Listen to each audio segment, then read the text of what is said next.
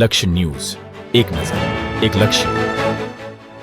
પાટણ જિલ્લામાં શ્રી જલારામ બાપાના 131મા ગુરુવાર નિમિત્તે ભજન સત્સંગનું આયોજન કરવામાં આવ્યું.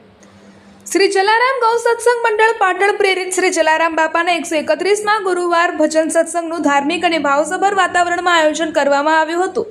પરમ પૂજ્ય પિતાશ્રી શ્રી વંદનીય પ્રવીણકુમાર પ્રભુરામ કક્કરની પુણ્ય સ્મૃતિને શ્રદ્ધાંજલિ અર્થે યોજાયેલા સત્સંગમાં મોટી સંખ્યામાં ધર્મપ્રેમી ભક્તોએ ઉપસ્થિત રહી ભજન સત્સંગનો લાભ લીધો હતો.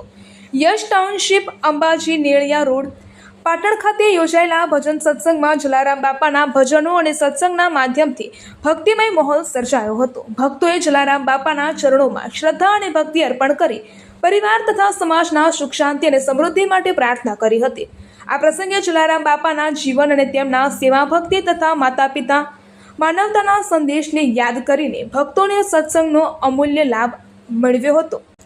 આ પ્રસંગે શીતલબેન રાજપૂત, જયદેવભાઈ ઢોલક ઉપર, વિમલભાઈ, પિયુષભાઈ મહારાજ, સુરેશભાઈ મોરબિયા સાથે અન્ય કલાકારો તેમજ સમાજના ભાઈઓ બહેનો દ્વારા ખૂબ સુંદર ભક્તિમય સંગીતના ભજનો રજૂ કરવામાં આવ્યા હતા. સમગ્ર કાર્યક્રમ દરમિયાન જય જલારામના જયઘોષથી વાતાવરણ ગુંજી ઉઠ્યું હતું. આ કાર્યક્રમનું આયોજન વંદનીય પ્રવીણભાઈ પ્રભુરામભાઈ કક્કર પરિવારના સુપુત્રો હિતેશભાઈ તથા ચિરાગભાઈ કક્કર તેમજ શ્રી જલારામ ગૌ સત્સંગ મંડળ પાટણ પરિવાર દ્વારા કરવામાં આવ્યું હતું. આ પ્રસંગે એક બાબત ઉલ્લેખનીય રહી.